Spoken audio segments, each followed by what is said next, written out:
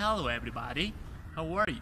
My name is Nicolas Parra Torres and today I have a really meaningful question for you. Have you ever felt that some people have not given you a correct or really relevant treatment because of your actions, thoughts, or behaviors? Well, those people have not concerned to acquire a really significant or prominent method whereby they achieve to change those aspects that they wholly consider inappropriate in our customs or behaviors. In fact, I have always been sure that one of the most prominent and outstanding methods to modify the human being's behaviors is the operant behaviorism. The psychological theory has shown that people who receive stimuli and positive things of their good actions tend to promote or tend to repeat those great behaviors in order for them to attain really good consequences and obviously to avoid those harmful consequences as a result of bad behaviors. Nowadays, without doubt, there are two groups that have more opportunity to employ the psychological theory due to the relationship that those groups have with children concerning reading and teaching.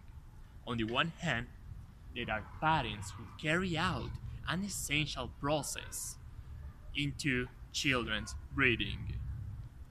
Notwithstanding, do you think that parents always use inappropriate methods to convey good values, good actions, or better, good behaviors in their children?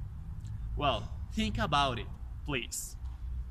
For instance, when I was a child, I acquired the habit to be quiet when my mother had some guests in our house because I knew that when my mother had a visit and if I behaved really good during my mother's visit, my mother would give me a chocolate egg. Perhaps you must be thinking that that prize or that egg was not a really huge or wide achievement. But what would happen if we employed the psychological theory, if we employed this operant behaviorism to encourage children, to encourage children in order for them to acquire more skills in mathematics, in literature, in reading in general? I believe that it is really useful. On the other hand, teachers make up the other group that can usually utilize the psychological theory. But the only problem in this time is that most, the most of the teachers have used this theory with bewildering facts.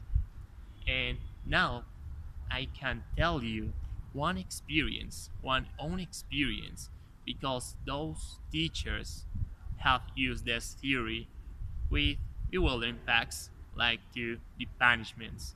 So I'm going to tell you my own experience with punishments. When I was in kindergarten, I wet my trousers due to the fear that I felt to be there. Because come on, I was just 5 years old.